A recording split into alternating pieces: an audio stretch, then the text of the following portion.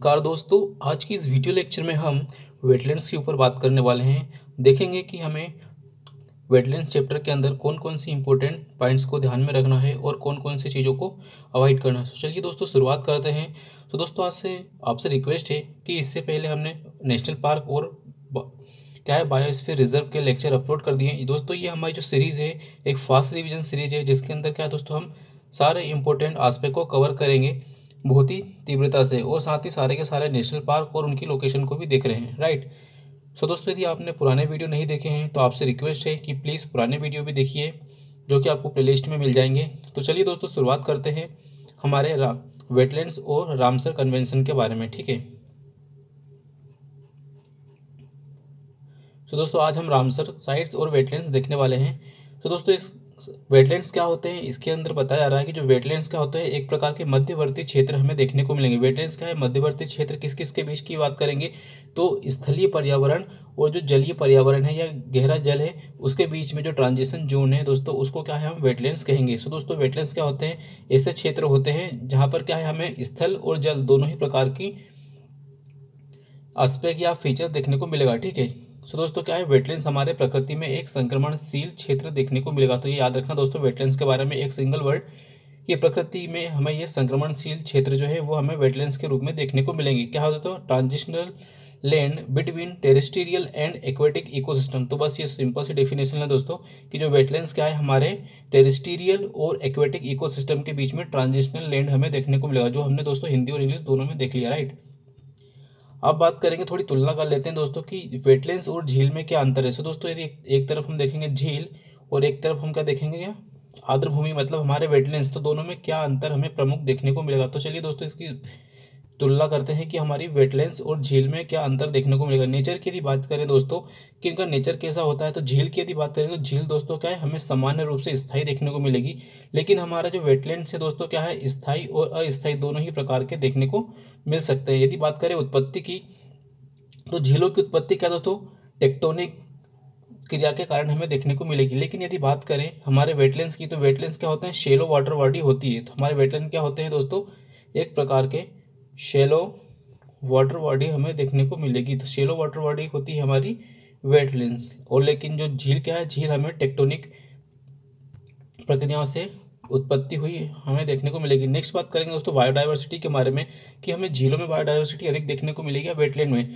तो इसमें बताया जा रहा है दोस्तों कि जो वेटलैंड की तुलना में झीलों में बायोडाइवर्सिटी क्या है दोस्तों हमें कम देखने को मिलेगी। तो झीलों के अंदर क्या दोस्तों वेटलैंड की तुलना में कम बायोडाइवर्सिटी देखने को मिलेगी। यदि बात करें वेटलैंड के अंदर, तो वेटलैंड के अंदर दोस्तों हमें जैव विविधता का है अधिक जैव विविधता देखने को मिलेगी। तो यहाँ पर क्या है बायोडाइवर्सिटी हमें अधिक देखने को मिलेगी।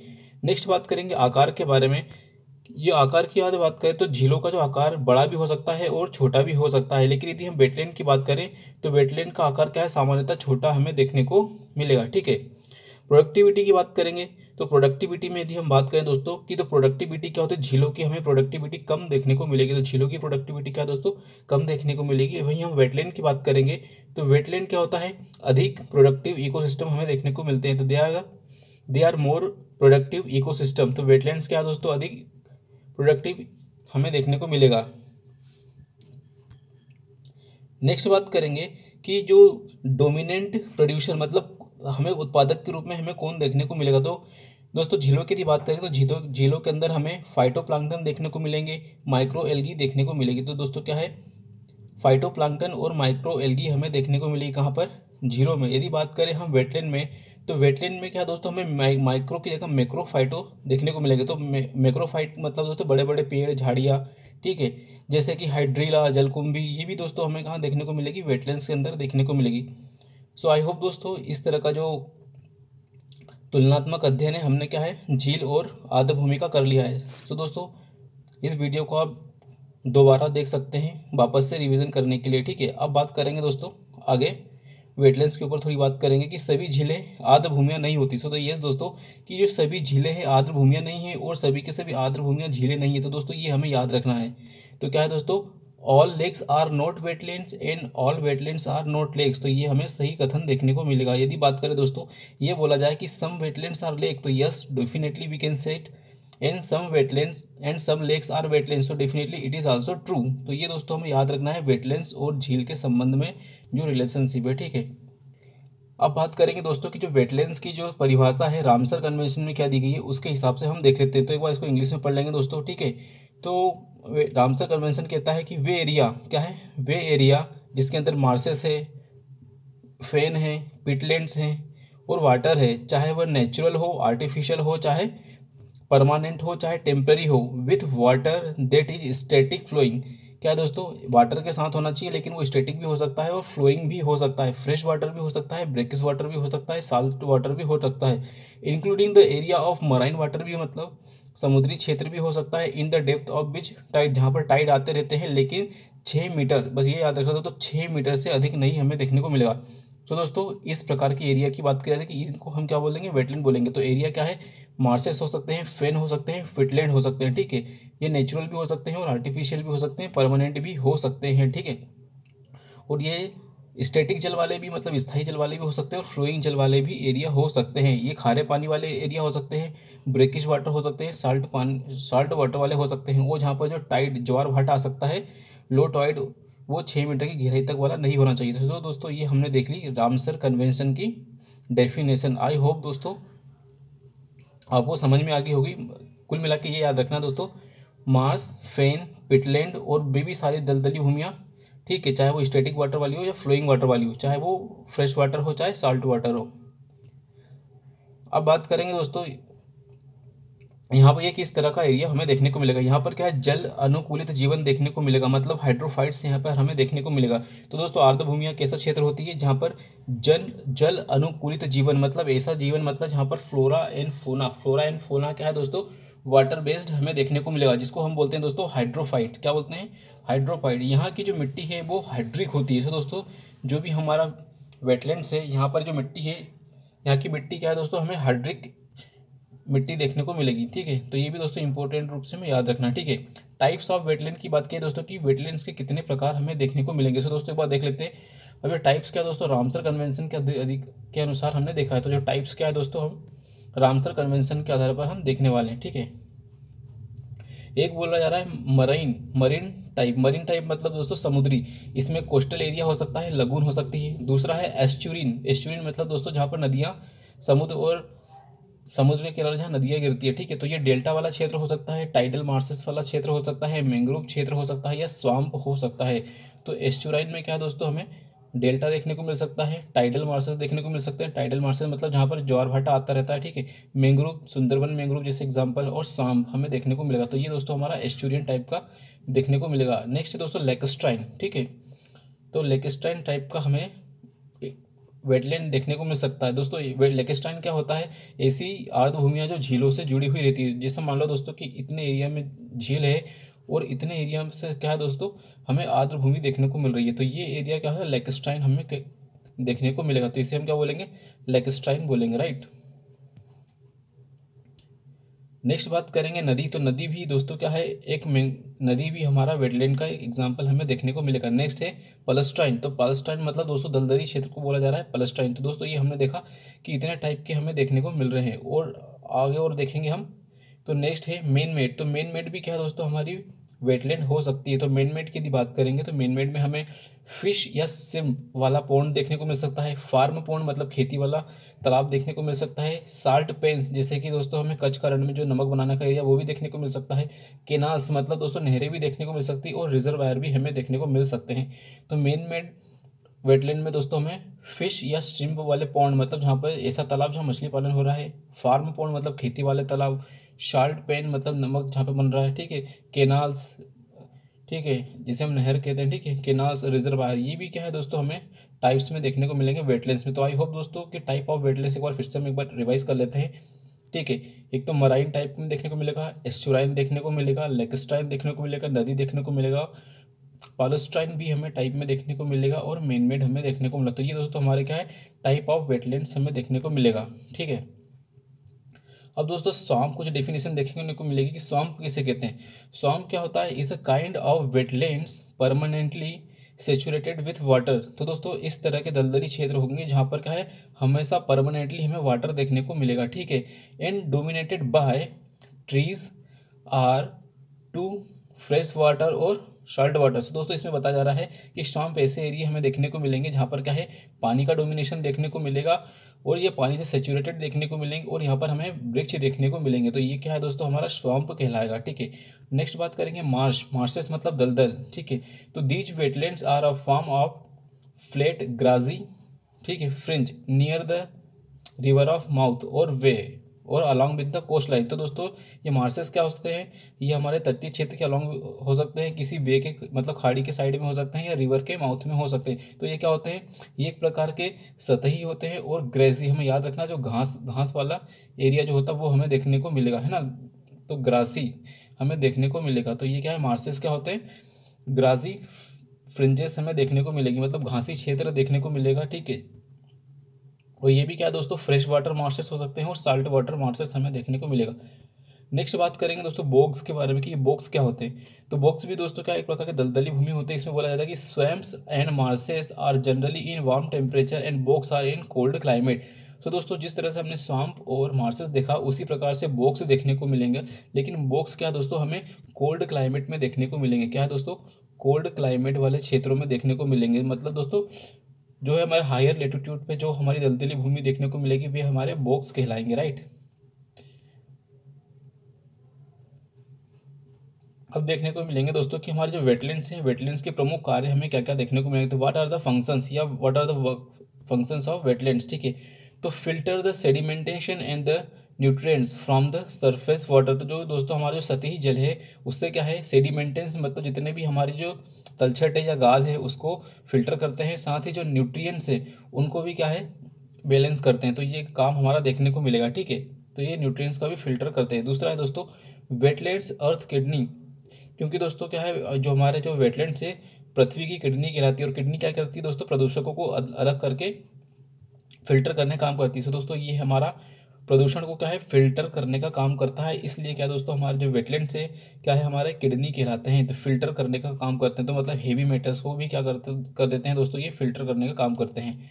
Maintain the stable local climate. दोस्तों हमारा जो वेटलैंड है, हमारा जो लोकल क्लाइमेट है उसको भी स्टेबल बनाए रखने में महत्वपूर्ण भूमिका निभाते हैं। तो याद रखना दोस्तों कि ये वेटलैंड्स हैं हमारे लोकल क्लाइमेट को स्टेबल करने में भी महत्वपूर्ण भूमिका निभाते हैं। सपोर्ट यूनिक बायोडाइवर्सिटी, इसमें बताया जा रहा है दोस्तों कि जो हमारी जो यूनिक बायोडाइवर्सिटी उस क्षेत्र की उसको सपोर्ट करते हैं हमारे वेटलैंड। तो याद रखना है दोस्तों कि हमारे जो वेटलैंड्स हैं क्या है उस क्षेत्र की जो यूनिक बायोडाइवर्सिटी है, क्या है दोस्तों उस क्षेत्र की जो यूनिक बायोडाइवर्सिटी है उस यूनिक बायोडाइवर्सिटी को सपोर्ट करने का काम भी करते हैं हमारे wetland. Genetic reservoir flora and fauna. So दोस्तों हमारे जो वेटलैंड्स हैं ये जेनेटिक रिजर्वायर भी होते हैं फ्लोरल एंड फोनल के लिए। सो दोस्तों हमारा जितना भी जंतु जगत और पादप जगत है उसमें हम देखते हैं कि एक ही स्पीसीज की विभिन्न प्रकार की वैरायटी देखने को मिलती है, उसे बोलते हैं जेनेटिक्स, ठीक है। तो ये सब का जेनेटिक रिजर्वायर भी हमें देखने को मिलेगा, ठीक है। अब संरक्षण इनका क्षरण क्यों हो रहा है तो दोस्तों, तो शहरीकरण के कारण, औद्योगिकरण के कारण, यूट्रोफिकेशन सुपोषण के कारण, वन उन्मूलन और जलवायु परिवर्तन, इन सब के कारण दोस्तों हमारे वेटलैंड क्या है दोस्तों क्षरित होते हुए दिखाई दे रहे हैं, ठीक है। तो दोस्तों हमारे कुछ नए वेटलैंड्स बने हैं उसका नाम देखते हैं न्यू वेटलैंड्स ऑफ इंडिया। तो अभी अभी हाल ही में कुछ हमारे नए वेटलैंड्स हमें देखने को मिलेंगे, तो उनका हम नाम जरा देख लेते हैं कि हमारे कौन से नए वेटलैंड्स अभी अभी हाल ही में बने हैं, ठीक है। तो एक का नाम है दोस्तों अंक समुद्र बर्ड कंजर्वेशन रिजर्वायर। तो अंक समुद्र क्या है दोस्तों हमारा देखने को मिलेगा कि अंक समुद्र है ना, अंक समुद्र बर्ड कंजर्वेशन रिजर्व, ये दोस्तों कर्नाटक में हमें देखने को मिलेगा। तो याद रख लेते हैं अंक समुद्र बर्ड कंजर्वेशन रिजर्व, ये हमें कहाँ देखने को मिलेगा, कर्नाटक में देखने को मिलेगा, ठीक है। अघनाशिनी एस्चुरी, तो ये अघनाशिनी एस्चुरी भी दोस्तों हमें कहाँ देखने को मिलेगी, कर्नाटक में देखने को मिलेगी। तो अघनाशिनी एस्चुरी क्या दोस्तों हमें कर्नाटक में देखने को मिलेगी, अघनाशिनी, ठीक है। ये अघनाशिनी एस्चुरी दोस्तों ये भी हमें कर्नाटक को में देखने को मिलेगी। ये भाई हमारा वेटलैंड जो कि रामसर में नॉमिनेट हुआ है, वो रामसर के अंदर लिस्टेड हुआ है, ठीक है। फिर है दोस्तों मगधी केरे कंजर्वेशन रिजर्व। तो यह क्या है दोस्तों मगधी केरे कंजर्वेशन रिजर्व, ये भी दोस्तों कहाँ हमें कर्नाटक का देखने को मिला। सो दोस्तों हमने देखा कि हाल ही में क्या है दोस्तों तीन जो एरिया हैं, तीन क्षेत्र हैं वेटलैंड के रूप में रामसर साइट में जुड़े हैं, वो जो कि तीनों के तीनों कर्नाटक से देखने को मिलेगा। सो दोस्तों एक इनमें से कुछ भी एग्जाम में पूछा जा सकने की बहुत ज़्यादा तीव्र संभावना हमें देखने को मिलेगी। तो एक बार फिर से देख लेते हैं, ठीक है, रिवाइज कर लेते हैं। अंक समुद्र बर्ड कंजर्वेशन रिजर्वायर कर्नाटक में हमें देखने को मिलेगा। अघनाशिनी ये भी हमें एस्चुरी कर्नाटक में देखने को मिलेगी। फिर मगदी केरे कंजर्वेशन रिजर्व, तो मगदी केरे कंजर्वेशन रिजर्व ये भी दोस्तों को हमें कर्नाटक में देखने को मिलेगा, ठीक है। नेक्स्ट अगली बात करेंगे दोस्तों हम कराई बेट्टी वर्ल्ड सेंचुरी, ये हमें कहाँ देखने को मिलेगी? तमिलनाडु में देखने को मिलेगी। तो कराई वेत्ती बर्ड सेंचुरी हमें तमिलनाडु में देखने को मिलेगी। कराई वेट्टी बर्ड सेंचुरी तमिलनाडु में देखने को मिलेगी। नेक्स्ट है दोस्तों लॉन्गवुड शोला रिजर्व फॉरेस्ट, तो लॉन्गवुड शोला रिजर्व फॉरेस्ट ये हमें कहाँ देखने को मिलेंगे? तमिलनाडु में देखने को मिलेंगे। तो लॉन्गवुड शोला रिजर्व हमें तमिलनाडु में देखने को मिलेंगे। तो एक बार फिर से रिवाइज कर लेते हैं। कराई वेत्ती बर्ड सेंचुरी तमिलनाडु में देखने को मिलेगा। लॉन्गवुड शोला रिजर्व फॉरेस्ट ये हमें कहाँ? तमिलनाडु में देखने को मिलेगा। तो हमने दोस्तों जितने भी हमारे 5 अभी जो नए जुड़े हैं उसको हमने रिवाइज कर लिया, ठीक है। अब थोड़े से कुछ इंपॉर्टेंट फैक्ट देखते हैं दोस्तों, ठीक है। भारत में यदि पूछा जाए दोस्तों कि भारत में लगभग कितने, तो 27,000 प्लस मतलब 27,403 आर्द्र भूमियाँ वेटलैंड्स हमें देखने को मिलेगी। तो भारत में क्या दोस्तों हमें 27,403 वेटलैंड्स देखने को मिलेगी। यदि बात करें जो आर्द्र भूमियाँ हैं भारतीय भूभाग का 18.4% घेरती है। अब इन 18.4% तक इसका भी क्या 70% दोस्तों का है अंडर पेडी कल्टीवेशन हमें देखने को मिलेगा। तो दोस्तों यदि पूछा जाए कि जो हमारे वेटलैंड है उसका सबसे बड़ा भूभाग हमारा पेडी कल्टीवेशन है, तो यस दोस्तों टोटल हमारा वेटलैंड का यदि हम बात करें तो उसका 70% तक हमारा क्या है अंडर पेडी कल्टीवेशन हमें देखने को मिलेगा। नेशनल वेटलैंड कंजर्वेशन प्लान, तो दोस्तों अब हमने बात करना है कि हमारे जो वेटलैंड्स है कंजर्वेशन के लिए हमारे पास कौन सी योजना हमें देखने को मिलेगी। तो नेशनल वेटलैंड कंजर्वेशन प्रोग्राम ये NWCP हमारा आता है 1985-86 में। तो याद रखना दोस्तों नेशनल वेटलैंड कंजर्वेशन प्रोग्राम, ठीक है, 1985 से 86 में हमारे पास आता है। इसका काम क्या होता है दोस्तों? वित्तीय सहायता प्रदान करना, ठीक है, और जो भी कार्यक्रम है उसका क्रियान्वयन का सुपरविजन करना, तो जो भी कार्यक्रम चला जा रहा है उसका पर्यवेक्षण करना, लोकल कम्युनिटी का सहयोग करना और उन्हें सहायता देना। सो दोस्तों हमारा जो नेशनल वेटलैंड कंजर्वेशन प्रोग्राम है उसके अंदर क्या है लोकल कम्युनिटी को सहयोग और सहायता देने का काम भी हमें देखने को मिलेगा, ठीक है। आर्द्र भूमि से जुड़ी राष्ट्रीय और अंतर्राष्ट्रीय पहलों और कार्यक्रमों के लिए क्या दोस्तों सेंट्रल गवर्नमेंट रिस्पॉन्सिबल है। तो दोस्तों ये याद रखना दोस्तों हमारी जो आर्द्र भूमियाँ हैं उनसे जुड़ी हुई राष्ट्रीय और अंतर्राष्ट्रीय पहलों और कार्यक्रम के लिए कौन है? सेंट्रल गवर्नमेंट हमारी रिस्पॉन्सिबल हमें होती हुई दिखाई देती है, ठीक है। सेंट्रल गवर्नमेंट क्या है दोस्तों? फाइनेंशियल और टेक्निकल असिस्टमेंट देती है। सो दोस्तों क्या है सेंट्रल गवर्नमेंट क्या काम करती है? तो सेंट्रल गवर्नमेंट क्या है राज्यों को फाइनेंशियल असिस्टमेंट और टेक्निकल असिस्टमेंट देती है। क्यों? क्योंकि दोस्तों हमारा जो भूमि है क्या है, हमारी भूमि की यदि बात करें तो भूमि राज्य सूची का विषय है, इसलिए दोस्तों क्या है उसके मैनेजमेंट के लिए central government financial and technical असिस्टमेंट प्रदान करती है, ठीक है। केंद्र सरकार राज्यों एवं यूटीज के साथ समन्वय के लिए प्रयास भी करती है, ठीक है। तो यही नेशनल एक्शन प्लान में इतनी सारी बातों का प्रावधान हमें देखने को मिला। तो केंद्र सरकार क्या है राज्यों के साथ और यूनियन टेरिटरीज के साथ क्या समन्वय के लिए प्रयास भी करती हुई दिखाई देती है, ठीक है। नेक्स्ट आगे बात करते हैं दोस्तों हम रामसर कन्वेंशन के बारे में, ठीक है। अब बात करते हैं दोस्तों हमने वेटलैंड्स के बारे में देख लिया, अब थोड़ा रामसर कन्वेंशन के बारे में देखते हैं। रामसर कन्वेंशन की यदि बात करें दोस्तों तो रामसर कन्वेंशन 1971 में हमें देखने को मिलेगा, लेकिन इसको जो अंगीकृत किया गया कब से ये इंप्लीमेंट हुआ तो 1975 हमें डेट याद रखनी है, ठीक है। तो रामसर कन्वेंशन क्या 1971 में आया, लेकिन ये हमें 1975 से लागू होता हुआ दिखाई देगा, ठीक है। अब ये रामसर क्या दोस्तों, रामसर जो है ईरान का एक शहर हमें देखने को मिलेगा, ठीक है। और ये रामसर कन्वेंशन क्या है दोस्तों, ये हमें क्या है एक इंटर गवर्नमेंटल ट्रीटी देखने को मिलेगी। तो क्या है दोस्तों it is an inter governmental treaty, तो ये हमारी इंटर गवर्नमेंटल ट्रीटी हमें देखने को मिलेगी, ठीक है। और ये जो ट्रीटी है क्या दोस्तों किसी स्पेसिफिक इकोसिस्टम के ऊपर हमें देखने को मिलेगी जिसका नाम है वेटलैंड्स। तो दोस्तों हमारी जो रामसर कन्वेंशन है क्या है किसी स्पेसिफिक इकोसिस्टम जिसका नाम वेटलैंड्स है उसके ऊपर हमारी इंटर गवर्नमेंटल ट्रीटी देखने को मिलेगी, ठीक है। इंडिया ने कब इसे हस्ताक्षर किया था दोस्तों, ये हमें याद रखना है। भारत ने 1982 में क्या है दोस्तों इसको हस्ताक्षरित किया। तो इंडिया ने क्या दोस्तों 1982 में इसको हस्ताक्षरित किया है। प्रति 3 वर्ष में इनकी COP होती है। तो दोस्तों प्रति 3 वर्ष में क्या है दोस्तों, कॉन्फ्रेंस ऑफ पार्टीज की मीटिंग हमें देखने को मिलती है। तो रामसर की यदि बात करें दोस्तों, जो रामसर सम्मेलन की जो मीटिंग होती है वो क्या होती है दोस्तों, प्रति 3 वर्ष में इनका कॉप होता हुआ दिखाई देगा हमें, ठीक है।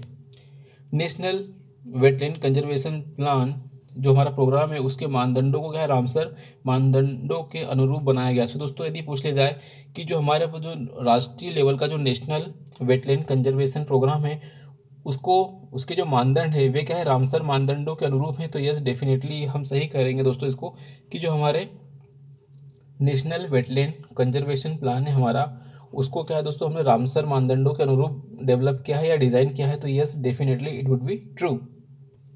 अब बात करेंगे दोस्तों वेटलैंड की बात में। तो वेटलैंड क्या है दोस्तों, एक बायो जियोग्राफिक रीजन हमें देखने को मिलेगा। तो वेटलैंड क्या है दोस्तों, एक प्रकार से हमें बायो जियोग्राफिक रीजन देखने को मिलेगा। वेटलैंड क्या है, रिप्रेजेंट रेयर यूनिक, ठीक है। तो वेटलैंड क्या होता है, ये रेयर होते हैं और एक यूनिक भी हमें देखने को मिलेगा, ठीक है।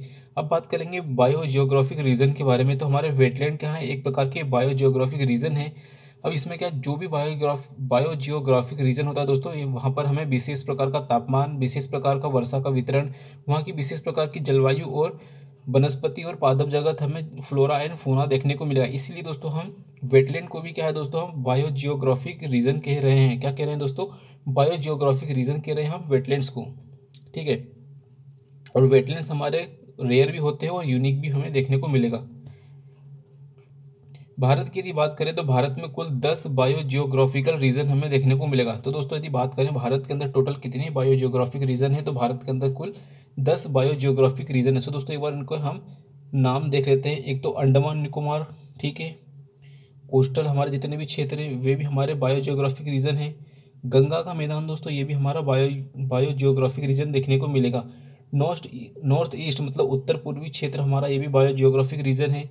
दक्षिण का पठार, ये भी हमारा बायो जियोग्राफिक रीजन है। सेमी एरिड मतलब अर्ध शुष्क क्षेत्र, ये भी दोस्तों हमारा क्या है, बायो जियोग्राफिक क्षेत्र हमें देखने को मिलेगा। पश्चिमी घाट, तो यस पश्चिमी घाट भी दोस्तों हमारा बायो जियोग्राफिक रीजन देखने को मिलेगा। इंडियन डेजर्ट जो हमारा थार मरुस्थल है, ये भी एक प्रकार का बायो जियोग्राफिक रीजन है। हिमालयन क्षेत्र, ये भी क्या दोस्तों, बायो जियोग्राफिक रीजन है। और ट्रांस हिमालय, ये भी दोस्तों हमारा बायो जियोग्राफिक रीजन हमें देखने को मिलेगा। तो दोस्तों हमने देखा कि किस तरह से भारत के अंदर क्या है दोस्तों, भारत के अंदर कुल 10 बायो जियोग्राफिकल रीजन हमें देखने को मिलेंगे, राइट। बायो जियोग्राफिकल रीजन देखने को मिलेंगे कितने, टोटल 10। एक बार फिर से रिवाइज कर लेते हैं। Andaman Nicobar, okay. Coastal region हमारे जितने तटीय क्षेत्र है हमारे, गंगा का मैदान भी हमारा है। दक्कन का पठार हमें देखने को मिलेगा, ठीक है। सेमी एरिड क्षेत्र हमें देखने को मिलेगा, ठीक है। नॉर्थ ईस्ट रीजन देखने को मिलेगा। पश्चिमी घाट देखने को मिलेगा। इंडियन डेजर्ट जोन हमें देखने को मिलेगा। हिमालयन क्षेत्र देखने को मिलेगा और ट्रांस हिमालयन क्षेत्र हमें देखने को मिलेगा। तो ये दोस्तों हमारे 10 के 10 हमारे बायो जियोग्राफिक क्षेत्र हमने देखे। सो दोस्तों अब हम बात करेंगे किन आधारों पर हम क्या है दोस्तों वेटलैंड को परिभाषित करते हैं, या किन आधारों पर दोस्तों हम वेटलैंड के मानदंडों को स्थापित कर सकते। दोस्तों समुदाय आधारित वेटलैंड, तो समुदाय आधारित वेटलैंड में हम दोस्तों देखेंगे कि उस क्षेत्र में फ्लोरा एंड फौना किस प्रकार का है, वल्नरेबल है, इंडेंजर्ड है या क्रिटिकली इंडेंजर्ड है। तो ये भी दोस्तों समुदाय आधारित मानदंड हमें देखने को मिलेगा। दूसरा है जल पक्षी संबंधी मानदंड। तो दोस्तों वेटलैंड के लिए हम जल पक्षी मानदंड को भी देखते हैं। हम देखते हैं कि क्या वहाँ पर 20,000 या उससे अधिक जल पक्षियों का समर्थन करता है, क्या उन जल पक्षियों के लिए दोस्तों क्या बोलते हैं, वहाँ के जो इकोसिस्टम है उसमें उनका जो भोजन है उनके भोजन के लिए समर्थन करता, तो ये भी हमें देखने को मिलेगा। दूसरा है मछलियों पर आधारित मानदंड। तो मछलियों पर आधारित मानदंड में हमें देखने को मिलेगा कि मछलियों के लिए भोजन और प्रजातियों के आवास, ये क्या है दोस्तों हमें 2 देखने को मिलेगा कि वहाँ पर जो मछलियों के लिए भोजन हमें देखने को मिलेगा, वहाँ पर हमें क्या मछलियों की विविधता देखने को मिलेगी, और वहाँ पर जो कितनी प्रजातियाँ हैं मछली के साथ साथ उनका आवास हमें, तो ये भी दोस्तों मछलियों से संबंधित हमें मानदंड देखने को मिलेगा, ठीक है। सांस्कृतिक मानदंड की यदि बात करें तो सांस्कृतिक मानदंड भी दोस्तों हमारा वेटलैंड को निर्धारित करने में भूमिका निभाता है। जैसे कि वहाँ पर पुनरुत्थान की क्या स्थिति है, ठीक है, रिक्रिएशनल, वहाँ पर पर्यटन की स्थिति क्या है, सांस्कृतिक विरासत कैसी है वहाँ पर, ठीक है, ये सांस्कृतिक विरासत है, ठीक है। तो सांस्कृतिक विरासत, तो ये भी दोस्तों हमारे आधार हमें देखने को मिलेंगे वेटलैंड के। अब बात करेंगे हमारे जो रामसर कन्वेंशन में दोस्तों एक शब्द आएगा मॉन्ट्रिक्स रिकॉर्ड। तो मॉन्ट्रिक्स रिकॉर्ड हमें क्या देखने को मिलेगा, तो मॉन्ट्रिक्स रिकॉर्ड दोस्तों ऐसा एक प्रकार का रजिस्टर हमें देखने को मिलेगा, जिसके अंदर क्या है दोस्तों, कोई भी ऐसा वेटलैंड या बायोडाइवर्सिटी वाला एरिया जहाँ पर दोस्तों मानवीय गतिविधि के कारण उस क्षेत्र का विनाश हो सकता है या हो गया है या होने की संभावना है, तो उसको क्या है मॉन्ट्रेक्स रिकॉर्ड के अंदर रखा जाता है। ठीक है, इसके अंदर क्या है दोस्तों, इसमें देखा जाता है कि क्या वहाँ पर सीवियर इकोलॉजिकल चेंजेस आ रहे हैं। तो दोस्तों यदि किसी क्षेत्र में सीवियर इकोलॉजिकल चेंजेस आ रहे हैं तो उसे इस मॉन्ट्रेक्स रिकॉर्ड के अंदर रखा जा सकता है। अब ये चेंजेस क्या है, टेक्नोलॉजी के डेवलपमेंट के कारण आ सकता है, ह्यूमन एक्शन के कारण आ सकता है और पॉल्यूशन, इन तीनों के कारण आ सकता है। तो आर्द्र भूमियों का प्राथमिकता स्तर पर इसका संरक्षण किया जाता है। जो दोस्तों इसमें बताया गया है कि जब भी किसी आर्द्र भूमि को मॉन्ट्रेक्स रिकॉर्ड में रखा जाएगा तो उस आर्द्र भूमि का जो संरक्षण है प्राइमरी लेवल पर किया जाएगा, मतलब प्राथमिकता उसको दी जाएगी। तो प्राथमिकता स्तर पर जाकर दोस्तों इस आर्द्र भूमि का संरक्षण हमें देखने को मिलेगा। अब दोस्तों भारत की यदि बात करें तो भारत के अंदर कौन कौन से वेटलैंड्स है जो कि हमें मॉन्ट्रेक्स रिकॉर्ड के अंदर देखने को मिलेंगे। तो मॉन्ट्रेक्स रिकॉर्ड की यदि बात करें तो इसके अंदर उड़ीसा की चिल्का झील हमें देखने को मिलेगी, जो 1993 में हमें देखने को मिलेगी। इसके अंदर क्या बहुत सारा सेडिमेंटेशन मतलब गादीकरण हो रहा था, मतलब बहुत ज़्यादा अवशेष जमा हो रहा था मिट्टी का। तो ये इसके कारण दोस्तों चिल्का झील की जो बायोडाइवर्सिटी क्या दोस्तों विनाश के कगार पर थी। ठीक है, तो इससे निपटने के लिए इसको क्या है मॉन्ट्रेक्स रिकॉर्ड सन 2002 में इसको क्या दोस्तों मॉन्ट्रेक्स रिकॉर्ड के अंदर इसको मॉन्ट्रेक्स रिकॉर्ड में 1993 में रखा था और सन 2002 में इसे मॉन्ट्रेक्स रिकॉर्ड से बाहर भी कर दिया गया, क्योंकि दोस्तों हमारी गवर्नमेंट ने क्या है दोस्तों सिक्योरिटी का साहस और सुधार करने की निष्ठा भी दिखाई। इसके माध्यम से दोस्तों हमने क्या है सफलता भी प्राप्त की, ताकि चिल्का झील को क्या है पहले की तरह पुनर्बहाली की जा सके इसकी। तो इसके ऊपर क्या दोस्तों चिल्का झील को क्या है उसको प्राकृतिक जो स्वरूप था या फिर हम कहें कि सेडिमेंटेशन की जो समस्या थी उसमें गवर्नमेंट ने एक्शन किया, उसके ऊपर कार्रवाई की और साथ के साथ उसको मॉन्ट्रेक्स रिकॉर्ड से बाहर भी किया। तो दोस्तों इस एक्शन के लिए क्या दोस्तों चिल्का झील को सन 2002 में रामसर आर्द्रभूमि संरक्षण पुरस्कार भी प्राप्त हुआ। तो ये दिखाता है दोस्तों कि यदि हम किसी भी सुधार के लिए प्रण कर लेते हैं तो उसमें और सुधार करने के लिए उसमें तीव्र निष्ठा दिखाते हैं तो उस पर हम सुधार करके ही रहते हैं और आखिर हमारी जीत भी होती है और जीत का परिणाम हमें पुरस्कार के रूप में भी हमें देखने को मिलता है। तो यस दोस्तों हम देखेंगे कि ये हमारा पुरस्कार भी प्राप्त किया। नेक्स्ट बात करेंगे दोस्तों दोस्तों चिल्का झील के बारे में थोड़ी सी और बात करेंगे कि जो चिल्का झील के अंदर ही हमें नालबना द्वीप या नालबना आइलैंड हमें देखने को मिलेगा। ठीक है, और यह झील 3 जिलों पुरी, खुर्दा और गंजम जिलों से घिरी हुई है और उसके बाद में फिर हमें क्या दोस्तों ये बे ऑफ बंगाल का क्षेत्र देखने को मिल जाता है। तो ठीक है, तो ये 3 जिलों से पुरी, खुर्दा, गंजम से घिरी हुई है और बाद में तटीय क्षेत्र लग जाता है। ठीक है, और नालबना द्वीप भी क्या दोस्तों हमें चिल्का झील में देखने को मिलेगा। तो एक बार फिर से हम देख लेते हैं, नालबना द्वीप हमें चिल्का झील में देखने को मिलेगा। चिल्का झील पुरी, खुर्दा और गंजम से घिरी हुई है, ये 4 जिले हमें देखने को मिलेगा। 2002 में क्या दोस्तों चिल्का झील को क्या है वेटलैंड का जो पुरस्कार होता है वो भी दिया गया है। ठीक है, रामसर का। नेक्स्ट बात करेंगे मणिपुर की जो लोकटक झील है। तो मणिपुर की लोकटक झील भी क्या दोस्तों हमारी मॉन्ट्रेक्स रिकॉर्ड के अंदर देखने को मिलेगी। तो मणिपुर की क्या है दोस्तों हमारी जो लोकटक झील है यह भी क्या है दोस्तों 1993 में हमें देखने को मिला कि मॉन्ट्रेक्स रिकॉर्ड के अंदर शामिल की गई है। इसके क्यों शामिल किया गया है, क्योंकि दोस्तों यहाँ पर जो हैबिटेट लॉस हो रहा है, प्रदूषण हो रहा है और यहाँ पर जो जलकुंभी है इसका प्रकोप हमें देखने को मिल रहा है। तो ये 3 प्रमुख समस्याएं हमें देखने को मिल रही है, जिसके कारण क्या है मणिपुर की जो लोकटक झील है दोस्तों इसको क्या है मॉन्ट्रेक्स रिकॉर्ड में रखा गया है। तो मणिपुर की जो लोकटक झील है उसको मॉन्ट्रेक्स रिकॉर्ड में रखा गया है। ठीक है, तो पर्यावास का क्षरण हो रहा है यहाँ पर, ठीक है, प्रदूषण हो रहा है और जलकुंभी, इन तीनों के कारण दोस्तों क्या है इसको रखा गया है। नेक्स्ट बात करेंगे कि जो राजस्थान का केवलादेव नेशनल पार्क है उसमें भी क्या है असंतुलित चारण के कारण मतलब अनकंट्रोल्ड ग्रेजिंग के कारण इसको भी क्या है दोस्तों मॉन्ट्रेक्स रिकॉर्ड में रखा गया 1990 में। ठीक है, तो एक दोस्तों टोटल हमारे 3 थे, चिल्का झील उड़ीसा की और मणिपुर की लोकटक और राजस्थान का केवलादेव। तो ये 3 में से दो अभी भी क्या है दोस्तों मॉन्ट्रेक्स रिकॉर्ड के अंदर ही हमें देखने को मिलेगा, लेकिन चिल्का झील को सन 2002 में क्या दोस्तों मॉन्ट्रेक्स रिकॉर्ड से बाहर कर लिया गया। ठीक है,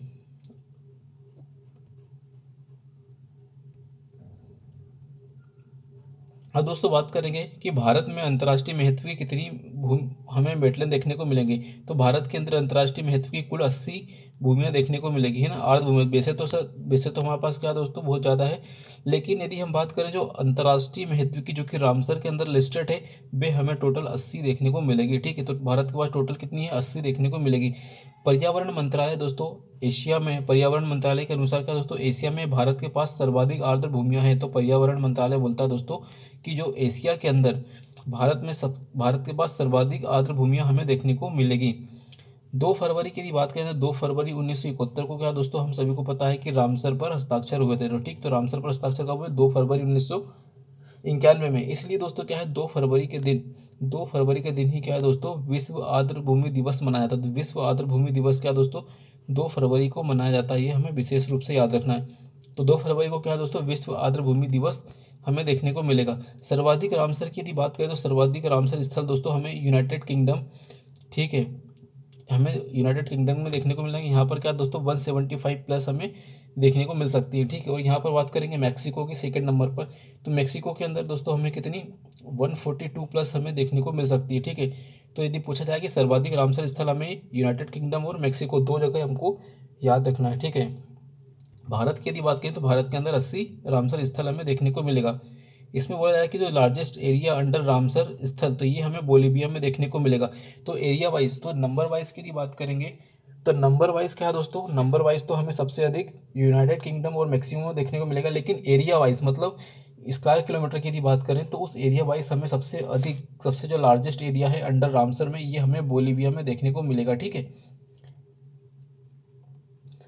64% of world's wetland have disappeared in last century. So दोस्तों इसमें बताया गया है कि जो 64% से अधिक दुनिया के जो वेटलैंड हैं वो डिसअपियर मतलब गायब हो चुके हैं पिछली सेंचुरी में। तो पिछले शताब्दी में क्या है दोस्तों, पिछले शताब्दी में लगभग 64% दुनिया के वेटलैंड क्या हैं, डिसअपियर्ड हो चुके हैं, गायब हो चुके हैं, ठीक है। शहरीकरण, औद्योगिकरण आदि मानव गतिविधियों के कारण, ठीक है। अब बात करेंगे दोस्तों, रामसर कन्वेंशन 6 संगठनों के साथ काम करता है। तो दोस्तों हमें याद रखना है कि जो रामसर कन्वेंशन है वो 6 संगठनों के साथ मिलकर काम करता है, जैसे कि IOP, जिसको हम क्या बोलते हैं, इंटरनेशनल ऑर्गेनाइजेशन पार्टनर, इसको हम IOP बोलते हैं, इंटरनेशनल ऑर्गेनाइजेशनल पार्टनर हम बोलते हैं। दोस्तों कौन से 6 हमें देखने को मिलेगा, bird life international, international union for conservation of nature and natural resources, IUCN जिसको बोलेंगे हम, फिर इंटरनेशनल वाटर मैनेजमेंट इंस्टीट्यूट, तो IWMI, international water management institute, ये भी हमारा रामसर के साथ काम करता है। वेटलैंड इंटरनेशनल, ठीक है, तो वेटलैंड इंटरनेशनल भी काम करते हैं, जो कि एक NGO है। WWF वर्ल्ड वाइड फंड, है ना, WWF वर्ल्ड वाइड फंड, ये भी हमारा क्या है दोस्तों, काम करता है। International wild fall wetland trust, तो ये WWT भी हमारा काम करता है। तो दोस्तों ये हमारी 6 संगठन देखने को मिलेगा, ठीक है। तो ये 6 संगठन एक बार फिर से आप रिवाइज कर लेते हैं। Wild life international, IUCN international water management institute, ठीक है, wetland international, WWF world wide fund, international wild fall and wetland trust, ये दोस्तों हमारी 6 संस्थाएं देखने को मिलेगी, ठीक है दोस्तों। इसके अदर पार्टनर्स की यदि बात करेंगे दोस्तों, इसके अन्य पार्टनर भी हमें देखने को मिलेंगे, जैसे UNCBD, UNCCD, CMS, CITES। तो दोस्तों आपसे उम्मीद है आपसे कि आप सभी लोग इस लेक्चर को सर रिवीजन पर्पस देख रहे हैं। बिल्कुल एक न्यू लेक्चर नहीं है, आप सभी को पता होना चाहिए कि जो पृथ्वी सम्मेलन हुआ था वहीं से हमारा UNCCD और UNCBD एंड UNFCCC हमारा निकल के आया था, ठीक है। ये CMS क्या है दोस्तों, ये माइग्रेटरी स्पीसीज़ के लिए है। और ये दोस्तों एक बार का जो भी स्पीसीज़ का जो इंडेंजर्ड स्पीसीज़ उनका ट्रेड से रिलेटेड हमें ऑर्गेनाइजेशन देखने को मिलेगा, ठीक है। नेक्स्ट ये भी है दोस्तों वर्ल्ड हेरिटेज कंजर्वेशन, तो WHC, ये भी संस्था है जो इसके साथ अदर पार्टनर है, किसका, वेटलैंड हमारे रामसर कन्वेंशन के साथ, ठीक है।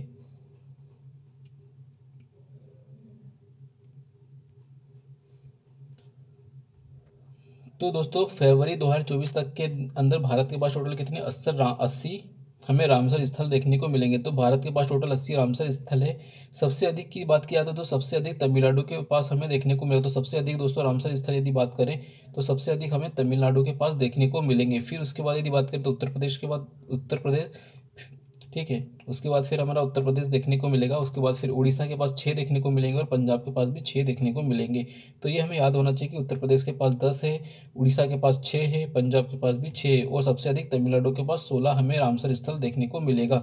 सबसे बड़ा रामसर स्थल की यदि बात करें तो हमें सबसे बड़ा सुंदरबन देखने को मिलेगा, उसके बाद वेम्बनाड कोल देखने को मिलेगी और ये फिर चिल्का झील देखने को मिलेगी। सुंदरबन सभी को पता है दोस्तों, है ना। सुंदरबन क्या है, पश्चिम बंगाल में हमें देखने को मिलेगा, वेम्बनाड कोल केरल में देखने को मिलेगी और चिल्का झील हमें उड़ीसा में देखने को मिलेगी, राइट। इसमें पूछा जाए कि सबसे ओल्डेस्ट हमारा कौन सा है, तो सबसे ओल्डेस्ट क्या है, चिल्का झील और केवलादेव। ये दो हमारे क्या दोस्तों, हमारे सबसे ओल्डेस्ट हमें देखने को मिलेगा। तो दोस्तों सबसे ओल्डेस्ट की पूछा जाए तो सबसे ओल्डेस्ट हमारा क्या है दोस्तों, 1981 में चिल्का झील और केवलादेव हमें देखने को मिलेगा, राइट। सबसे छोटा, तो सबसे छोटा यदि पूछा जाए दोस्तों तो ये भी हमें विशेष रूप से याद रखना कि सबसे छोटा हमारा रेणुका आर्द्रभूमि देखने को मिलेगी जो हिमाचल प्रदेश की। तो ठीक है, रेणुका वेटलैंड हमारा सबसे छोटा वेटलैंड हमें देखने को मिलेगा, ठीक है। सो दोस्तों एक इनिशिएटिव है, वैसे तो भले याद रहे चाहे नहीं रहे, बस उसके बारे में एक बार पढ़ लेते हैं, जिसका नाम है क्या है, the Queen's Commonwealth Canopy. The Queen's Commonwealth Canopy क्या होता है, ये एक प्रकार का इनिशिएटिव है जो 2015 में शुरुआत हुआ, ठीक है। ये एक प्रकार का नेटवर्क है, किसका है, network of forest conservation programme. तो दोस्तों ये क्या है, Queen's Commonwealth Canopy. Queen's Commonwealth Canopy क्या है दोस्तों, Queen's Commonwealth Canopy. Queen's Commonwealth Canopy क्या दोस्तों, एक इनिशिएटिव हमें देखने को मिलेगा 2015 का, जो कि एक नेटवर्क है किसका, फॉरेस्ट कंजर्वेशन के लिए, ठीक है। ये 54 देशों का है जो कि कॉमनवेल्थ के देश हमें देखने को मिलेगा।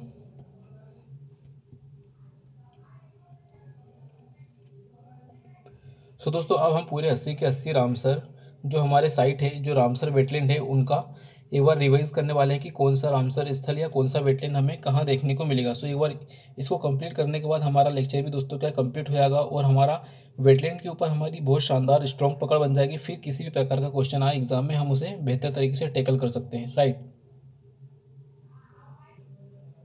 सो चलिए दोस्तों शुरुआत करते हैं सारे के सारे रामसर के साइट्स जो कि इंडिया के अंदर है 80 के 80, उनको रिवाइज करने का। सो चलिए दोस्तों पूरी की पूरी हम लिस्ट को देखते हैं और देखते हैं कि भारत के अंदर हमें कौन कौन से क्षेत्र में कौन कौन से रामसर साइट देखने को मिलेगा, राइट। तो दोस्तों शुरुआत हम आंध्र प्रदेश से कर रहे हैं, तो ठीक है। तो कोल्लेरू लेक, तो कोल्लेरू लेक है ना, कोल्लेरू लेक या कोल्लेरू लेक हमें कहाँ देखने को मिलेगी, ये आंध्र प्रदेश में देखने को मिले। तो मतलब आंध्र प्रदेश में केवल एक ही रामसर साइट हमें देखने को मिलेगा। नेक्स्ट बात करेंगे दीपोर बिल। तो दीपोर बिल क्या दोस्तों, ये हमें असम में देखने को मिलेगा। तो दीपोर बिल क्या दोस्तों, दीपोर बिल हमें असम में देखने को मिलेगा, ठीक है। अगली बात है कवर या कवरताल। तो ये कवर या कवरताल हमें बिहार में देखने को मिलेगा, ये दोस्तों एग्जाम में पूछा भी गया, ठीक है। तो कवर या कवरताल क्या है, हमें बिहार में देखने को मिलेगा। तो कवर या कवरताल दोस्तों ये हमें क्या है दोस्तों, बिहार, यहाँ पर भी क्या हमें एक ही वेटलैंड देखने को मिलेगा। नंदा लेक, तो नंदा लेक कहाँ है दोस्तों, तो नंदा लेक हमें गोवा में देखने को मिली। तो गोवा में क्या दोस्तों एक वेटलैंड देखने को मिलेगा जिसका नाम है नंदा लेक, ठीक है। अगला है खिजाड़िया। तो खिजाड़िया वेटलैंड हमें कहाँ है, गुजरात में देखने को मिलेगा। तो गुजरात में क्या दोस्तों, खिजाड़िया हमें देखने को मिलेगा। नल सरोवर बर्ड सेंचुरी। तो नल सरोवर बर्ड सेंचुरी ये भी कहाँ दोस्तों, हमें गुजरात में देखने को मिलेगी। थोल लेक, थोल लेक भी क्या दोस्तों हमें गुजरात में देखने को मिलेगी। तो थोल लेक क्या दोस्तों गुजरात में देखने को मिलेगी। और फिर है वधवाना वेटलैंड। तो वधवाना वेटलैंड भी क्या दोस्तों हमें गुजरात में देखने को मिलेगा। तो चलिए दोस्तों एक बार फिर से हम देख लेते हैं कि गुजरात के अंदर टोटल कितने हैं। तो टोटल गुजरात के अंदर जो जो है उनको हम फिर से रिवाइज करते हैं। तो ठीक है, गुजरात के अंदर कौन सा है, खिजाड़िया गुजरात के अंदर है, ओके। नल सरोवर बर्ड सेंचुरी गुजरात के अंदर है, थोल लेक गुजरात के अंदर है और बधवाना ये क्या दोस्तों, ये हमें गुजरात के अंदर देखने को मिल रहा है। तो ठीक है, हमने फिर से हम रिवाइज कर चुके हैं हमारा। अब बात करेंगे दोस्तों भिंडवास, है ना, भिंडवास वाइल्ड लाइफ सेंचुरी ये हमें हरियाणा में देखने को मिलेगी। और सुल्तानपुर नेशनल पार्क ये हमें कहाँ हरियाणा में देखने को मिलेगा। तो फिर से रिवाइज कर लेते हैं कि भिंडवास वाइल्ड लाइफ सेंचुरी हमें हरियाणा में देखने को मिलेगी। सुल्तानपुर नेशनल पार्क ये भी दोस्तों हमें हरियाणा में देखने को मिलेगा। अब बात करेंगे दोस्तों चंद्रताल। तो चंद्रताल दोस्तों ये हमें हिमाचल प्रदेश में देखने को मिलेगा। तो चंद्रताल दोस्तों हमें कहाँ दोस्तों हिमाचल प्रदेश में देखने को मिल रहा है। तो चंद्रताल हिमाचल प्रदेश में। पोंग डैम भी दोस्तों हमें हिमाचल प्रदेश में देखने को मिल रहा है। और क्या दोस्तों रेणुका ये भी हमें कहाँ हिमाचल प्रदेश में देखने को मिल रहा है। तो दोस्तों एक बार फिर से रिवाइज कर लेते हैं कि चंद्रताल, ठीक है, चंद्रताल, पोंग डैम और रेणुका लेक, ठीक है, ये तीनों के तीनों का हमें हिमाचल प्रदेश में देखने को मिल रहा है। तो Chandratal, Pong lake, Pong dam lake और रेणुका लेक ये तीनों के तीनों दोस्तों क्या है हमें हिमाचल प्रदेश में देखने को मिल रहा है। तीनों के तीनों क्या दोस्तों हमें हिमाचल प्रदेश में देखने को मिल रहे हैं, राइट। अब बात करेंगे दोस्तों कर्नाटक की। कर्नाटक की यदि बात करें तो यहाँ पे हमें रंगनाथु, तो ये दोस्तों इसका थोड़ा सा प्रोनाउंसिएशन मुझसे सही नहीं हो रहा है, क्या है, रंगनाथित्तु है ना, रंगनाथित्तु बर्ड सेंचुरी, ये दोस्तों हमें कहाँ देखने को मिलेगी, कर्नाटक में हमें देखने को मिलेगी। फिर है जो भी नई जोड़ी गई है जिसका नाम है मगधी केरे कंजर्वेशन रिजर्व, ये भी कहाँ दोस्तों हमें कर्नाटक में देखने को मिलेगी। फिर है अंक समुद्र बर्ड सेंचुरी कंजर्वेशन, ये भी कर्नाटक में जो भी हालिया में जोड़ी गई है, ठीक है। और फिर है अघनश्री, ठीक है, अघनश्री एस्चुरी, ये भी कर्नाटक में हमें देखने को मिलेगी। तो चलिए दोस्तों फिर से हम रिवाइज कर लेते हैं एक बार कि रंगनाथित्तु बर्ड सेंचुरी कर्नाटक में देखने को मिलेगी, मगधी केरे कंजर्वेशन रिजर्व ये भी कर्नाटक में देखने को मिलेगा, अंक समुद्र बर्ड्स कंजर्वेशन रिजर्वायर ये भी हमें कर्नाटक में देखने को मिलेगा, और है अघनसिरी एस्चुरी, तो अघनसिरी एस्चुरी भी हमें कर्नाटक में देखने को मिली। तो कर्नाटक में हमें क्या है, ये चार देखने को मिलेगा, ठीक है। तो रंगनाथित्तु, मगधी केरे, अंक समुद्र और अघनसिरी, ये दोस्तों कहाँ दोस्तों हमें कर्नाटक में देखने को मिल रही है।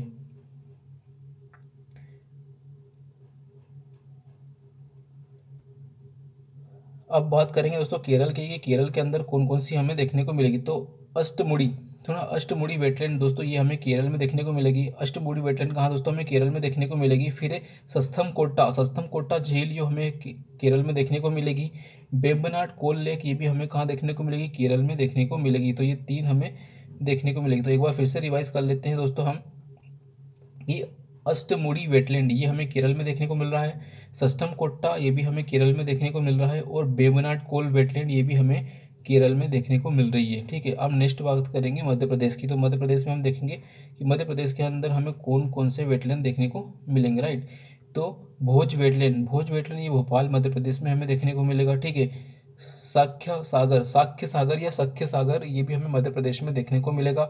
सिरपुर वेटलैंड भी हमें मध्य प्रदेश में देखने को मिलेगा, और यशवंत सागर वेटलैंड ये भी हमें मध्य प्रदेश में देखने को मिलेगा। तो मध्य प्रदेश में भी दोस्तों क्या 4 वेटलैंड हमें देखने को मिल रहे हैं। तो चलिए दोस्तों फिर से रिवाइज कर लेते हैं हम, भोज वेटलैंड मध्य प्रदेश में देखने को मिलेगा, सख्य सागर वेटलैंड ये भी हमें मध्य प्रदेश में देखने को मिलेगा, सिरपुर वेटलैंड ये भी हमें मध्य प्रदेश में देखने को मिलेगा, यशवंत सागर वेटलैंड भी हमें क्या दोस्तों मध्य प्रदेश में देखने को मिलेगा, ठीक है। अब नेक्स्ट बात करेंगे दोस्तों कि महाराष्ट्र में हमें कौन कौन से वेटलैंड देखने को मिलेंगे। लोनार लेक क्या दोस्तों ये हमें क्या महाराष्ट्र में देखने को मिलेगी। फिर है नंदूर मधमेश्वर ये भी दोस्तों का महाराष्ट्र में देखने को मिलेगा, और थाने क्रीक ये भी हमारा वेटलैंड है, ये हमें महाराष्ट्र में देखने को मिलेगा। Let's revise again, Lonar lake Maharashtra, Nandur Madhmeshwar Maharashtra, Thane creek Maharashtra. तो ठीक है, ये महाराष्ट्र के हमने देख लिया। अब बात करेंगे दोस्तों हम लोकटक के बारे में, कि लोकटक झील ये हमें कहाँ देखने को मिलेगी। तो लोकटक ये हमारे दोस्तों मणिपुर में देखने को मिलेगी। तो लोकटक झील ये भी हमारा वेटलैंड है जो कि मणिपुर में देखने को मिलेगा। फिर है पाला वेटलैंड, तो पाला वेटलैंड हमें मिजोरम में देखने को मिलेगा, ठीक है। तो एक बार फिर से रिवाइज कर लेते हैं हम, लोकटक झील हमारी मणिपुर में हमें देखने को मिलेगी। लोकटक झील क्या दोस्तों मणिपुर में देखने को मिलेगी। पाला वेटलैंड दोस्तों हमें मिजोरम में देखने को मिलेंगे। अब बात करेंगे दोस्तों कि उड़ीसा में हमें कौन कौन से देखने को मिलेंगे। तो हम उड़ीसा के अंदर बात करेंगे तो अंशुपा लेक क्या दोस्तों हमें उड़ीसा में देखने को मिलेगी। भीतरकनिका मैंग्रोव ये भी हमें उड़ीसा में देखने को मिलेंगे। चिल्का झील जो कि हमारी मॉन्टेक्स रिकॉर्ड में थी, ये भी हमें कहाँ उड़ीसा में देखने को मिलेगी। हीराकुंड जो रिजर्वायर है वो भी हमें कहाँ देखने को मिलेगा, उड़ीसा में देखने को मिलेगा। और फिर है सतकोशिया गॉर्ज ये भी दोस्तों हमें उड़ीसा में देखने को मिलेगा। और तामपारा लेक ये भी दोस्तों हमें उड़ीसा में देखने को मिलेगी।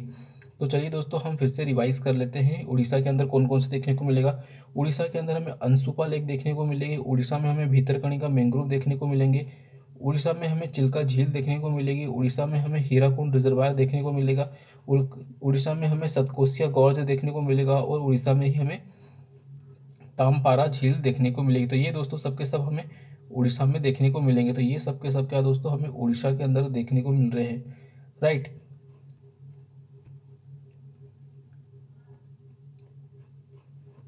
अब बात करेंगे दोस्तों पंजाब के अंदर की, पंजाब में हमें कौन कौन से देखने को मिल रहे हैं। तो ब्यास वेटलैंड ये भी हमें पंजाब में देखने को मिलेगा। हरी की आर्द्र भूमि ये भी हमें पंजाब में देखने को मिलेगी। और कंजली वेटलैंड भी क्या है दोस्तों हमें पंजाब में देखने को मिलेगा। और ये है केशोपुर भी ये दोस्तों हमें कहाँ देखने को मिलेगा, केशोपुर मैनी ये भी पंजाब में देखने को मिलेगा। तो केशोपुर मैनी क्या दोस्तों हमें पंजाब में देखने को मिल रहा है। फिर है नांगल वाइल्ड लाइफ सेंचुरी। तो नांगल वाइल्ड लाइफ सेंचुरी ये भी हमें कहाँ दोस्तों पंजाब में देखने को मिल रही है। Nangal wild life sanctuary Punjab में देखने को मिल रही है। और रोपड़ वेटलैंड ये भी हमें पंजाब में देखने को मिल रहा है। तो चलिए दोस्तों फिर से हम रिवाइज कर लेते हैं कि पंजाब में हमें कौन कौन से देखने को मिल रहे हैं। तो पंजाब की यदि बात करें तो व्यास जो केनाल रिवर है, ठीक है, तो व्यास पंजाब में देखने को मिलेगा। हरी की आर्द्रभूमि पंजाब में देखने को मिलेगा। कंजली वेटलैंड ये भी एग्जाम में पूछा जा चुका है दोस्तों कि कंजली वेटलैंड हमें कहाँ दोस्तों पंजाब में देखने को मिलेगा। केशवपुर मैनी भी हमें कहाँ पंजाब में देखने को मिलेगा। नांगल वाइल्ड लाइफ सेंचुरी ये भी पंजाब में देखने को मिलेगी। और रोपड़ वेटलैंड ये भी हमें कहाँ दोस्तों रोपड़ वेटलैंड हमें पंजाब में देखने को मिलेगा। राइट।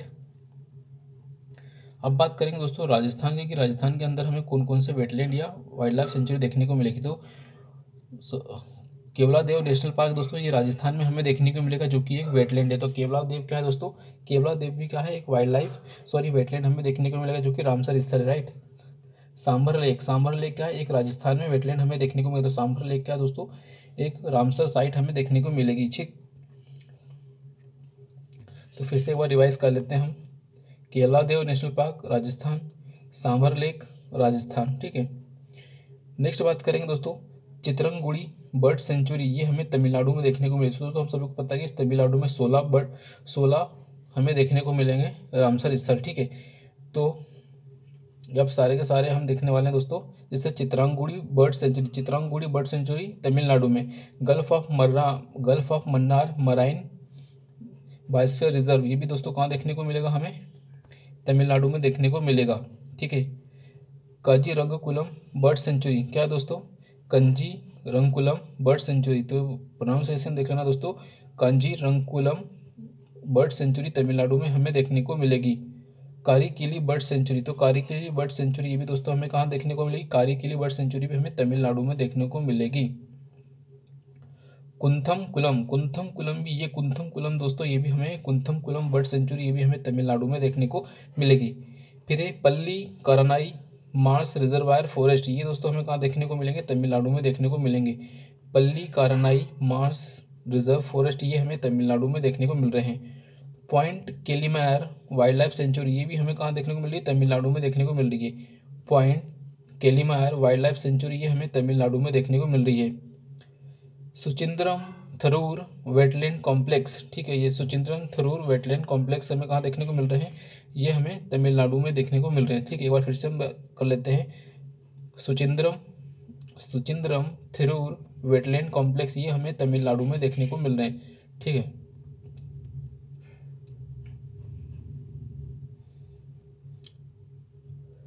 सो दोस्तों ये बहुत ही बड़ा नाम है इसका, है उद्यमर क्या लिखा है, उद्यमार्थ। ये दोस्तों इसका नाम बड़ा ही गजब है कि उद्यमार्थनपुरम। ठीक है, तो दोस्तों इसको वीडियो को पॉज करके इसको स्पेलिंग से प्रोनाउंशिएट कर लेना। तो ये भी कहाँ हमें तमिलनाडु में देखने को मिलेगी। ठीक है। फिर वेदाबुरूर बर्ड सेंचुरी भी तमिलनाडु में देखने को मिलेगा। ठीक है। वेदांतंगल बर्ड सेंचुरी ये भी हमें बर्ड सेंचुरी हमें तमिलनाडु में देखने को मिलेगी। ठीक है। वेलोदे बर्ड सेंचुरी भी हमें तमिलनाडु में देखने को मिलेगी। करईवेत्थी ये भी न्यू एडेड हुई है, तमिलनाडु में हमें देखने को मिलेगी। लॉन्गवुड शोला रिजर्व फॉरेस्ट हमें कहाँ है, तमिलनाडु में देखने को मिलेगा। और उसके बाद से फिर बेम्बानूर बर्ड वेटलैंड कॉम्प्लेक्स ये भी दोस्तों हमें तमिलनाडु में देखने को मिलेगा। तो दोस्तों एक बार फिर से हम पूरा रिवाइज कर लेते हैं तमिलनाडु के, ताकि हमारे माइंड में थोड़ी सी लंबे समय के लिए एब्जॉर्व हो जाए। तो बेम्बानूर वेटलैंड कॉम्प्लेक्स हमें कहाँ दोस्तों तमिलनाडु में देखने को मिलेगा। लॉन्गवुड शोला रिजर्व फॉरेस्ट हमें तमिलनाडु में देखने को मिलेगा। कराईवेत्ती है ना, कराईवेत्ती बर्ड सेंचुरी हमें तमिलनाडु में देखने को मिलेगा। वेलोदे बर्ड सेंचुरी ये भी हमें कहाँ दोस्तों तमिलनाडु में देखने को मिलेगा। वेदांतंगल है ना, वेदांतंगल बर्ड सेंचुरी ये भी हमें कहाँ तमिलनाडु में देखने को मिलेगा। वेदबदूर भी हमें कहाँ दोस्तों तमिलनाडु में देखने को मिलेगा। उद्यमार्थ ये दोस्तों इसका उससे हो भी रहा प्रोनाउंसिएशन, तो ये भी हमें कहाँ तमिलनाडु में देखने को मिलेगा। ठीक है। उसके बाद हम बात करेंगे चित्रंगुड़ी बर्ड सेंचुरी। तो चित्रंगुड़ी बर्ड सेंचुरी हमें तमिलनाडु में देखने को मिलेगी। Gulf of Mannar marine bird biosphere reserve, ठीक है, तो ये बायोस्फीयर रिजर्व है। Gulf of Mannar biosphere reserve हमें तमिलनाडु में देखने को मिलेगा। कंजीकुरलम है ना, कांजीरंगकुलम दोस्तों ये बर्ड सेंचुरी हमें देखने को मिलेगी। तो कांजीरंगकुलम बर्ड सेंचुरी हमें ये तमिलनाडु में देखने को मिलेगी। फिर हम बात करेंगे करिकिली बर्ड सेंचुरी। तो करिकिली बर्ड सेंचुरी ये हमें तमिलनाडु में देखने को मिलेगी। कुंथमकुलम भी दोस्तों ये हमें बर्ड सेंचुरी तमिलनाडु में देखने को मिलेगी। पल्ली करानाई मार्स रिजर्व फॉरेस्ट है ना, पल्ली करानाई मार्स रिजर्व फॉरेस्ट हमें तमिलनाडु में देखने को मिलेंगे। पॉइंट केलेमार बर्ड सेंचुरी है ना, पॉइंट केलेमार बर्ड सेंचुरी ये हमें तमिलनाडु में देखने को मिलेगा। फिर सुचिंद्रम थिरूर वेटलैंड कॉम्प्लेक्स ये दोस्तों हमें कहाँ है, तमिलनाडु में हमें देखने को मिलेगा। सो दोस्तों हमने ये क्या है, तमिलनाडु के सारे के 16 को हमने रिवाइज कर लिया। अब दोस्तों अगला राज्य हम देखेंगे उसके अंदर हमारा कौन सा वेटलैंड हमें देखने को मिल रहा है। तो रुद्र सागर झील ये हमें कहाँ देखने को मिले, तो ये हमें त्रिपुरा में देखने को मिलेगी। तो याद रखना दोस्तों, त्रिपुरा में केवल एक ही वेटलैंड है जिसका नाम है रुद्र सागर झील है ना, रुद्र सागर लेक है, रुद्र सागर झील हमें त्रिपुरा में हमें देखने को मिलेगी। ठीक है। अब United of Jammu and Kashmir, ठीक है, यूटी ऑफ जम्मू कश्मीर की बात करें तो हमारी जम्मू कश्मीर जो यूटी है उसके अंदर कौन कौन से वेटलैंड देखने को मिलेगा। तो होकेरा वेटलैंड हमें देखने को मिलेगा, हाइगम वेटलैंड देखने को मिलेगा, ठीक है, शालभाग वेटलैंड देखने को मिलेगा, सुरिनसर मानसर झील हमें देखने को मिलेगी और बुलर झील देखने को मिलेगी। तो ये इसकी स्पेलिंग जरा देख लेना, SHALL शाल BUGH भाग। तो ये शालबाग क्या है दोस्तों, शालबाग वेटलैंड हमें देखने को मिलेगा जम्मू कश्मीर में। हाइगम वेटलैंड देखने को मिलेगा जम्मू कश्मीर में, ठीक है। होकेरा वेटलैंड देखने को मिलेगा जम्मू कश्मीर में। सुरिनसर मानसर झील हमें देखने को मिलेगी जम्मू कश्मीर में। और वुलर झील हमें देखने को मिलेगी जम्मू कश्मीर में। तो ये दोस्तों हमारी यूटी ऑफ जम्मू कश्मीर में हमें देखने को मिलेगा। तो एक बार फिर से रिवाइज कर लेते हैं, होकेरा, हाइगम, शालबाग, सुरिनसर मानसर झील और वुलर झील ये दोस्तों हमको क्या देखने को मिलेगी, जम्मू कश्मीर के अंदर हमें देखने को मिलेगी। नेक्स्ट बात करेंगे हम दोस्तों यूटी ऑफ लद्दाख में दोस्तों हमको सोकर और सो मरोरी ये दोस्तों हमें दो वेटलैंड देखने को मिलेंगे, TSO सोकर और सो मरोरी, ठीक है। सोकर और सो मरोरी ये दोस्तों क्या है, हमें यूटी ऑफ लद्दाख में देखने को मिलेंगे। तो ये यूटी ऑफ लद्दाख में हमें क्या दोस्तों, सोकर और सो मरोरी हमें देखने को मिलेंगे। तो ये दोस्तों हमारे सारे के सारा आज हमारा वेटलैंड वाला टॉपिक हमारा हो गया, ठीक है। शायद अभी थोड़े और बच्चे दोस्तों उत्तर प्रदेश के भी वेटलैंड पूरे बच्चे हुए हैं, ठीक है। तो अब लास्ट हमारा है उत्तर प्रदेश, देखेंगे उत्तर प्रदेश के अंदर हमें कौन कौन से प्रमुख वेटलैंड देखने को मिलेंगे। सो दोस्तों अब सारे के सारे यूपी के वेटलैंड हम देखने वाले हैं, जैसे बखीरा वाइल्ड लाइफ सेंचुरी। तो बखीरा वाइल्ड लाइफ सेंचुरी ये हमें उत्तर प्रदेश में देखने को मिलेगी, ठीक है। हैदरपुर वाइल्ड लाइफ सेंचुरी, तो हैदरपुर या हिदैरपुर वाइल्ड लाइफ सेंचुरी ये हमें कहाँ देखने को मिलेगी, यूपी में देखने को मिलेगी। नवाबगंज बर्ड सेंचुरी, तो नवाबगंज बर्ड सेंचुरी ये दोस्तों हमें कहाँ, उत्तर प्रदेश में देखने को मिलेगी। पार्वती अर्गा बर्ड सेंचुरी, तो पार्वती अर्गा बर्ड सेंचुरी ये भी दोस्तों हमें उत्तर प्रदेश में देखने को मिलेगी। समन बर्ड सेंचुरी भी हमें उत्तर प्रदेश में देखने को मिलेगी। समन बर्ड सेंचुरी उत्तर प्रदेश में देखने को मिलेगी। समसपुर बर्ड सेंचुरी, तो दोस्तों समसपुर बर्ड सेंचुरी भी हमें उत्तर प्रदेश में देखने को मिलेगी। संडी बर्ड सेंचुरी, तो संडी बर्ड सेंचुरी भी हमें कहाँ, उत्तर प्रदेश में देखने को मिलेगी। Sundry bird sanctuary Uttar Pradesh में देखने को मिलेगी, ठीक है। सरसई नेवार झील, तो सरसई नेवार झील, तो दोस्तों सरसई नेवार झील भी हमें कहाँ देखने को, उत्तर प्रदेश में देखने को मिलेगी। फिर सुर सरोवर या कीथम लेक भी हमें कहाँ है, उत्तर प्रदेश में देखने को मिलेगी। फिर अपर गंगा का क्षेत्र भी क्या है दोस्तों, अपर गंगा का जो क्षेत्र है वो भी वेटलैंड रामसर साइट में शामिल किया गया, ठीक है। और आसन बैराज, तो आसन बैराज भी क्या है दोस्तों हमें देखने को मिलेगा, कहाँ, आसन बैराज भी हमें देखने को मिलेगा, ये उत्तर प्रदेश में देखने को मिलेगा। सो दोस्तों ये हमारे क्या पूरे के पूरे उत्तर प्रदेश के हमें वेटलैंड देखने को मिलेगा। तो एक बार फिर से हम रिवाइज कर लेते हैं दोस्तों कि उत्तर प्रदेश में हमारे कौन कौन से वेटलैंड हैं जो कि रामसर साइड में हैं। तो दोस्तों जैसे बखीरा वाइल्ड लाइफ सेंचुरी, तो Bakhira wild life sanctuary, Haiderpur या हिदैरपुर वाइल्ड लाइफ सेंचुरी, ठीक है। नवाबगंज बर्ड सेंचुरी, फिर पार्वती अर्गा है ना, Parvati Arga bird sanctuary, Saman bird sanctuary, Samaspur bird sanctuary, Sandi bird sanctuary, Sarsai Nawar है ना, सरसाई नेवार झील ये भी उत्तर प्रदेश की है। सुर सरोवर है ना, सुर सरोवर या कीथम लेक ये भी दोस्तों उत्तर प्रदेश में हमें देखने को मिलेगी। अपर गंगा का क्षेत्र और आसन बैराज, तो आसन बैराज भी क्या है दोस्तों हमें उत्तर प्रदेश में देखने को मिलेगा। अब लास्ट है हमारा दोस्तों पश्चिम बंगाल, तो पश्चिम बंगाल में हमें कौन कौन से देखने को मिलेंगे। तो पश्चिम बंगाल की यदि बात करें दोस्तों, पश्चिम बंगाल में हमें 2 वेटलैंड देखने को मिलेंगे। तो पश्चिम बंगाल की यदि बात करें तो पश्चिम बंगाल में हमें ईस्ट कोलकाता, ठीक है, ईस्ट कोलकाता वेटलैंड देखने को मिल रहा है। तो ईस्ट कोलकाता वेटलैंड देखने को मिल रहा है और सुंदरबन वेटलैंड देखने को मिल रहा है, ठीक है। तो ईस्ट कोलकाता और सुंदरबन वेटलैंड हमें देखने को मिल रहा है। तो ये दोस्तों आज की वीडियो लेक्चर में हमने क्या सारे के सारे वेटलैंड और वेटलैंड से रिलेटेड रामसर कन्वेंशन हो, चाहे इंडिया के अंदर जो नेशनल वेटलैंड कंजर्वेशन प्रोग्राम हो, और वेटलैंड और झील में क्या अंतर है, ये सारी की सारी प्रीलिम्स रिलेटेड जितने भी एमसीक्यू के अंदर फ्रेम किए जा सकते हैं डेटा और डायमेंशन, उनको कवर कर लिया। तो आई होप दोस्तों आप सभी को ये पूरा लेक्चर समझ में आया होगा। हमारा जो रिवीजन है वो भी फास्ट तरीके से हुआ होगा। जो 3 घंटे की क्लास में रिवीजन होता है उसको हमने 1 घंटे के अंदर करने की कोशिश की है, ठीक है। अब बात करेंगे दोस्तों, यदि इसकी पूरी पीडीएफ चाहिए तो आप टेलीग्राम पर टारगेट यूपीएससी मेंस 25 टाइप करेंगे तो आपको एक चैनल दिखेगा। इस चैनल पर क्या दोस्तों इसकी पूरी कलरफुल पीडीएफ को आपको दे दिया जाएगा, ठीक है। तो तब तक को चैनल को सब्सक्राइब कीजिए, वीडियो को लाइक कीजिए और शेयर कीजिए।